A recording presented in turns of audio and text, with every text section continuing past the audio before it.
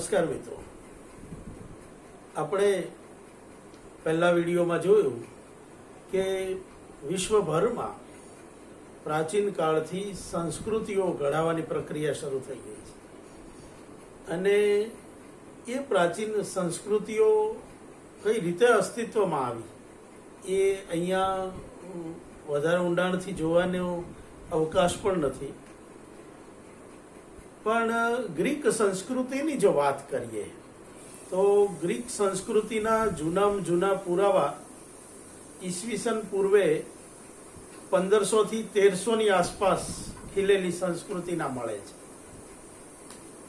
એટલે એ પૂર્વે પણ નહીં હોય એવું કોઈ કારણ નથી, પરંતુ આપણને જે ભૌતિક પુરાવા મળે છે, દસ્તાવેજો મળે છે, એ આ સમયગાળો દર્શાવે છે. તો એવી ગ્રીક સંસ્કૃતિની વાત આપણે કરવાની છે. આ થોડુંક ઐતિહાસિક વિગતો છે, પણ એમાં જવું જરૂરી છે, કારણ કે સાહિત્ય, સંસ્કૃતિ, સમાજ, રાજકારણ આ બધાનો એક બહુ જ અભિન્ન અથવા તો જેને વહેંચી ના શકાય એવો ફાળો હોય છે એકબીજા ઉપર, અને એટલે એના તાણાવાણા ગૂંથાયેલા છે અને એને સમજવા જરૂરી બને છે. ગ્રીક અને પશ્ચિમની સંસ્કૃતિનો જન્મ જેમાંથી થયો છે એ હેલનિઝમ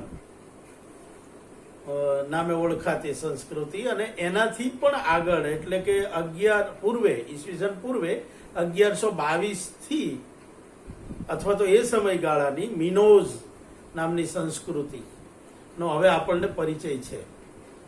ભારતના સંદર્ભે પણ સમજી લઈએ તો સિંધુ ખીણની જે સંસ્કૃતિની વાત કરી હતી એનો સમયગાળો ઈસવીસન પૂર્વે 3500 થી 1800-1900 સુધીનો ગણવામાં આવ્યો છે, અને એમાં જુદા જુદા તબક્કા છે. આ ગાળામાં આ સંસ્કૃતિ ખીલી છે, એની હાઈટ ઉપર પહોંચી છે, અને એના સાંસ્કૃતિક મૂલ્યો, એના સામાજિક મૂલ્યો, એના સાહિત્યિક મૂલ્યો ઘડાયા છે, અને ભાષા પણ બહુ જ મજબૂતાઈથી આ ગાળામાં ઘડાય છે. કમનસીબે બધી નથી ઉકેલાતી.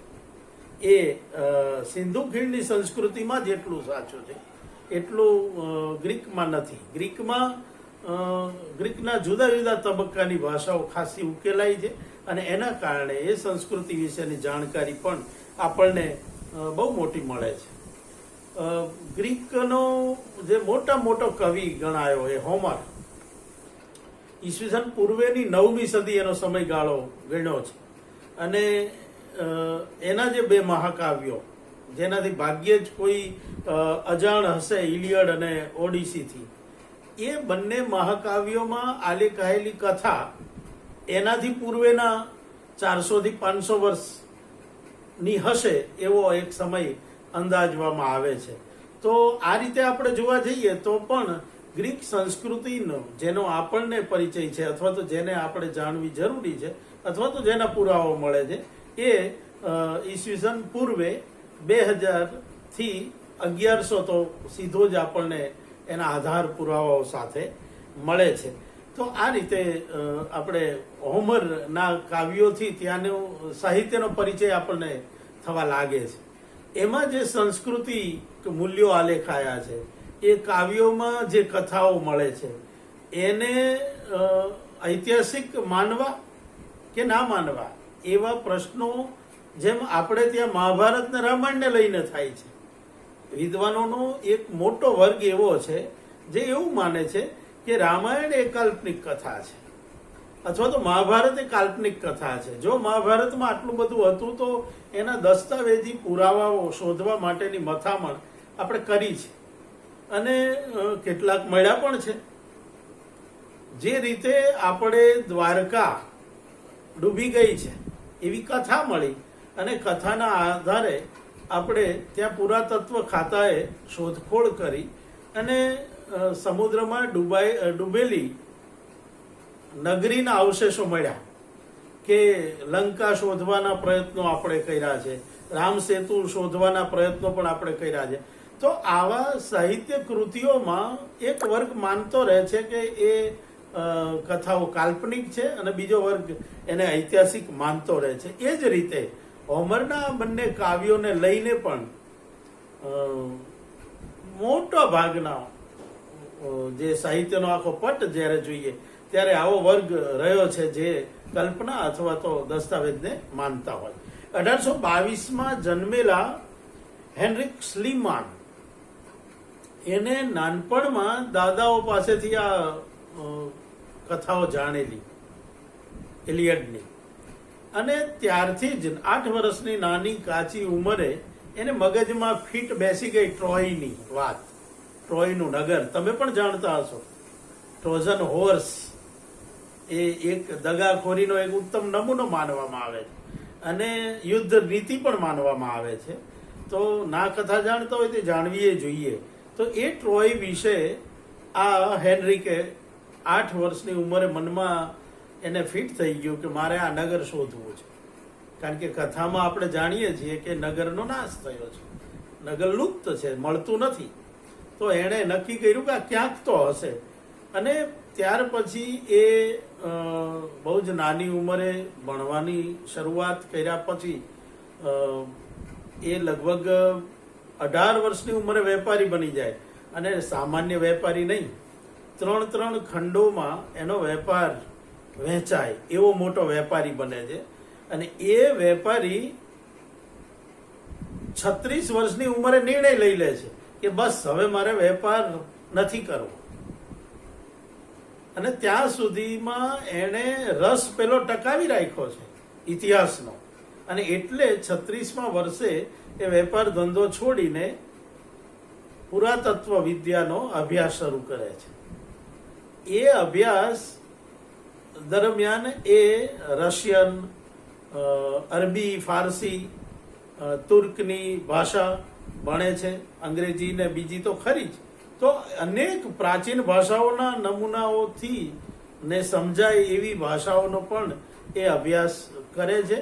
અને આશ્ચર્યજનક વાત તો એ છે વિદ્યાર્થીઓ કે એણે એક નહીં 8 ટ્રોય નગર શોધી કાઢ્યા. જુદા જુદા સમયે ટ્રોય, જેમ દ્વારકા માટે કહેવાય છે કે એ અનેક વાર ભાંગી છે, એટલે કે દરિયામાં સમાઈ ગઈ છે. આને આપણે શ્રાપ અથવા વરદાન સાથે જોડીએ છીએ.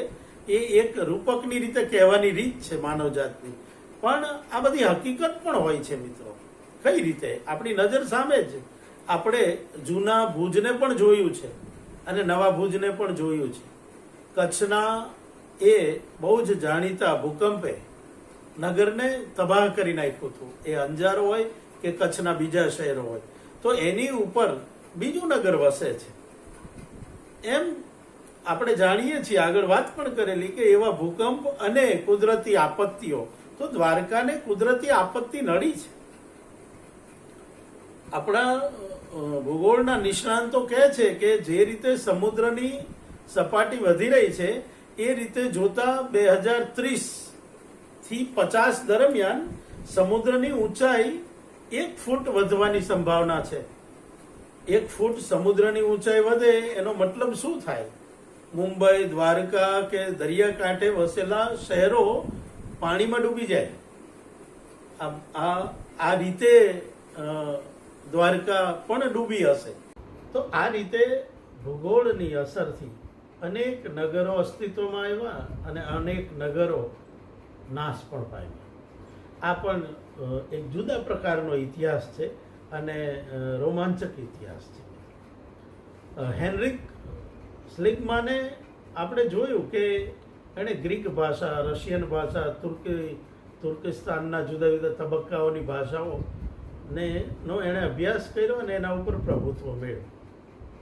અને 1870માં તુર્કિસ્તાનમાં એણે સ્થળો પસંદ કર્યા, ખોદકામ શરૂ કરાયું અને એક નહીં 8 થી 9 ટ્રોય નગર હોવાના અનુમાન સાથે એને શોધી કાઢ્યા.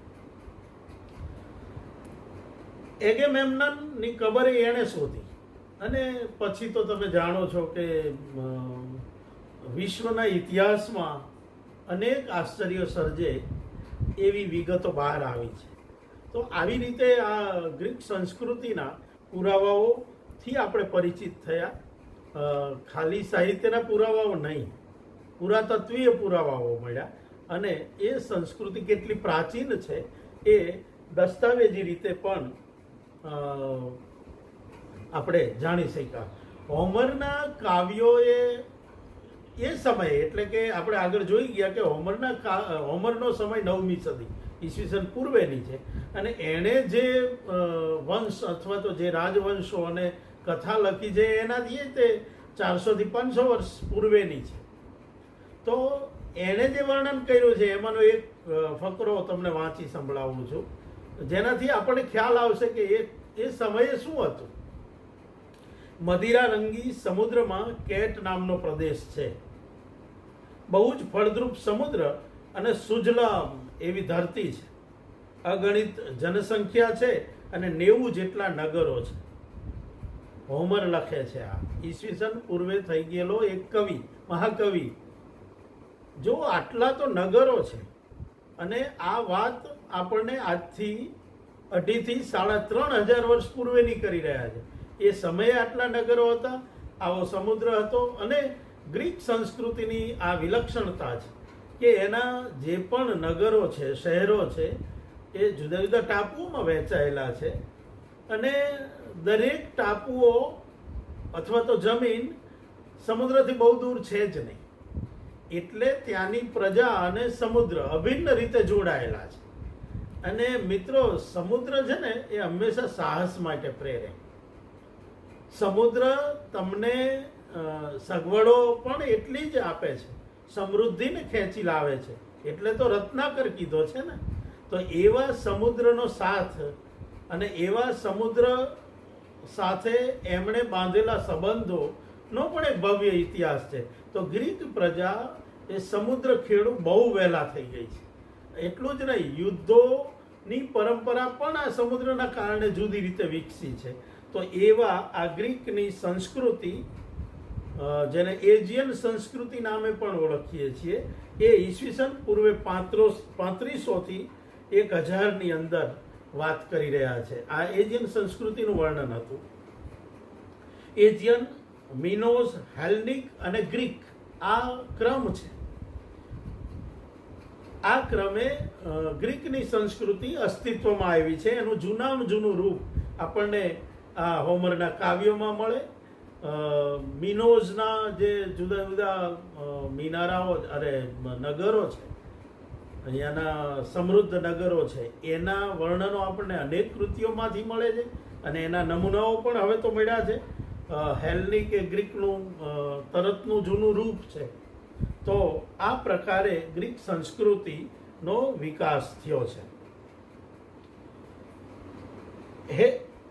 જે ગ્રીક સંસ્કૃતિને જ્યારે જાણવી હોય ત્યારે બે વસ્તુને જાણવી પડે. જેમ ભારતમાં ભારતીય સંસ્કૃતિને જાણવી હોય, તમારે વેદથી શરૂ કરી અને ઉપનિષદો અને પછીનું આખું જે આર્યન માળખું છે એને જાણવું હોય તો બે શબ્દો જાણ્યા વિના નહીં ચાલે. એક દેવો અને બીજા દાનવો.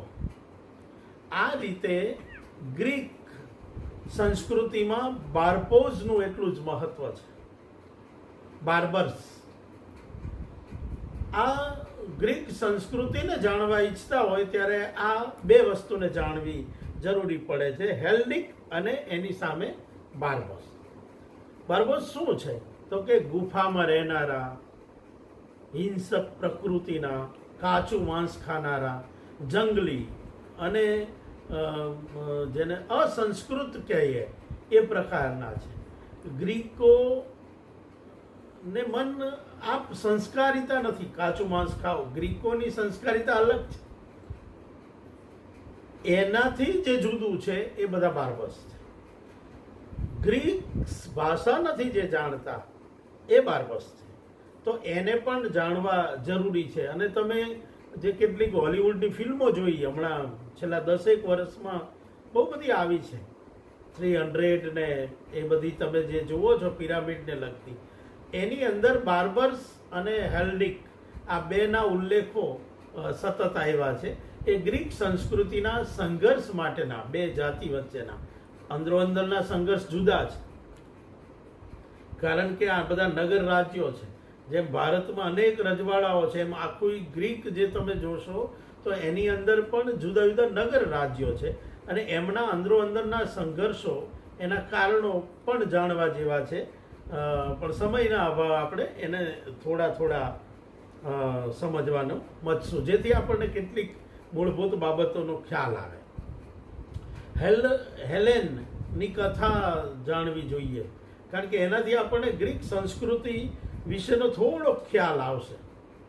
અને એ કથા બીજી રીતે આપણને જાણવાની મજા પડશે, કારણ કે ભારતીય જે પુરાણોમાં કથા મળે છે એ કથા ત્યાં પણ મળે છે. બહુ જ મળતી આવે એવી કથા છે, માનવ જાતના જન્મ સાથે જોડાયેલી, એટલે પણ એ જાણવી જોઈએ. ગ્રીક દેવતા જીવસે ક્રોધે ભરાય અને પૃથ્વી ઉપર જળ પ્રલય કરેલો. જો આપણે ત્યાં પણ જળ પ્રલય આવે છે, વારંવાર આવે છે, અને આ પ્રલયમાંથી ડ્યુકાલિયોન અને એની પત્ની પીરા ઉભરી ગયા હતા. એ પેટીમાં બેસીને પાર્નેસીસ પર્વત પાસે આવેલા, આવી કથા મળે છે. હવે આને અનુસંધાન સીધું જ આપણી કથા સાથે જોડાયેલું છે. મનુ અને શત્રુપા જે રીતે વહાણમાં બધા જ જીવોની પીસીસ લઈ અને નીકળે છે પ્રલય વખતે, અને એક માછલું જે ઈશ્વરનો અવતાર છે, એ માછલું એ હોડકાને બચાવી અને એક પર્વતની ટોચ પર લઈ જઈ અને એમને સ્થાન આપે છે. જો આ બધી જ કથાઓ સમાંતરે મળતી આવે છે. આ કદાચ બે સંસ્કૃતિઓ જોડાયેલી હશે એ પણ બતાવે, અને છે એવા પુરાવાઓ ઘણી જગ્યાએ આપણને આગળ પણ મળવાના છે. આ વાત કે પાયથાગોરસ દાખલા તરીકે, ત્યાંનો બહુ જ જાણીતો ચિંતક અને ગણિત શાસ્ત્રી. ગ્રીક સંસ્કૃતિમાં ગણિતનું બહુ જ મહત્વ છે, ફિલોસોફીનું બહુ જ મહત્વ છે. ગ્રીક સંસ્કૃતિમાં વક્તૃત્વ કલાનું બહુ જ મહત્વ છે. અને એ મહત્વ કેમ છે, અને એ મહત્વના કારણે ગ્રીક સંસ્કૃતિએ ક્યારેય ના ભૂલી શકાય એવી છાપ છોડી છે આજના સમાજ ઉપર. એ આપણે જોઈ શકશું. કોઈ પણ શાખા, એ તમે આર્ટ્સમાં ભણો, સાયન્સમાં ભણો કે ઇજનેર શાખામાં જાઓ, લગભગ કોઈ જ એવી શાખા નથી, એ મેડિકલ સાયન્સ હોય કે કોઈ, કે જેની અંદર આ ગ્રીક વિચારકોને સમજાવીને આગળ ચાલી શકાય એવી મૂળભૂત બાબતોનું જ્ઞાન આ વિચારકો દ્વારા મળ્યું છે. અને એ વિચારકો કઈ રીતે આગળ વધતા ગયા છે એને આપણે થોડાક સમજવા છે. ડ્યુકાલિયોનનો પુત્ર એ હેલન, એમાંથી જ બધી જાતિઓ ઉતરી આવી છે. હેલનના બે પુત્રો અકિયસ અને આયોન.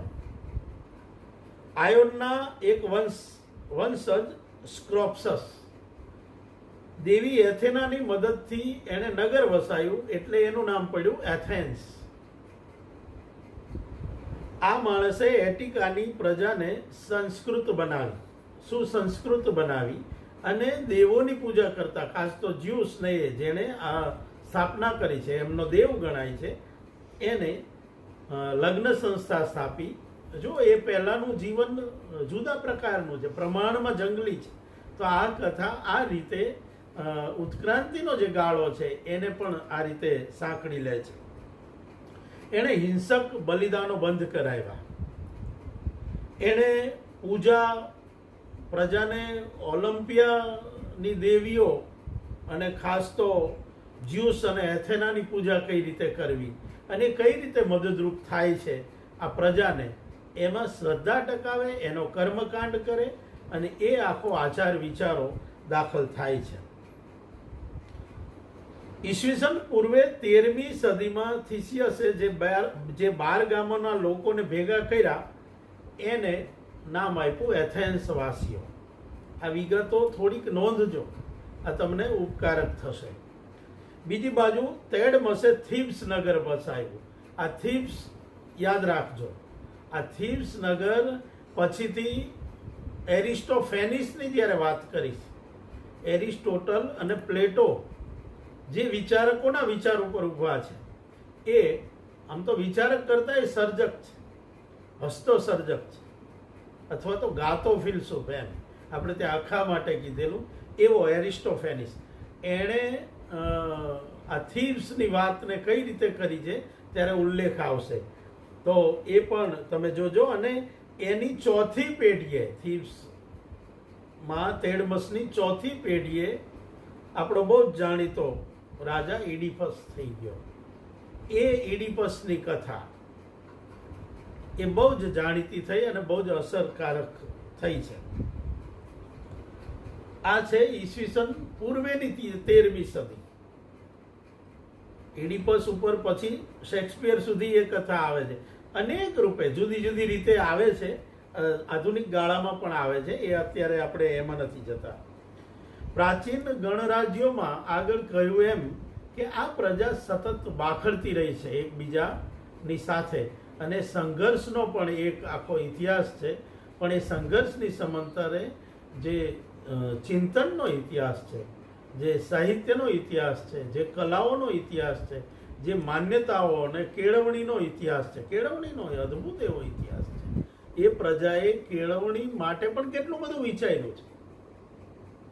જીવનને આની મોટી વિશેષતા એ છે ગ્રીક પ્રજાની, જે ઘણું બધું ભારતીય પ્રજાને મળતું આવે, પણ બીજી સંસ્કૃતિઓથી ગ્રીકો જે અલગ પડે છે ને, એના જે વિચારકો અલગ પડે છે, એમાં સૌથી મોટું જો કોઈ પરિબળ હોય ને તો એ કે ગ્રીક ચિંતકો અને ગ્રીક રાજાઓ અને ગ્રીક પ્રજા અખિલાઈમાં વિચારે છે.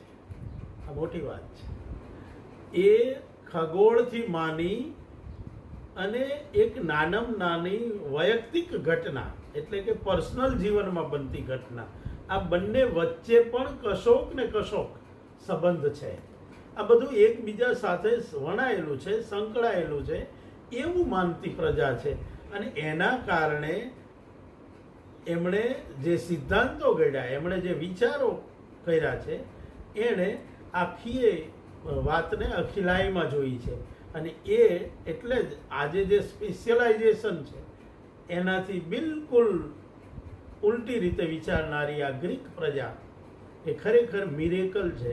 અને આપણે એને હવે પછીના વિડીયોમાં વિગતે જાણશું. આભાર.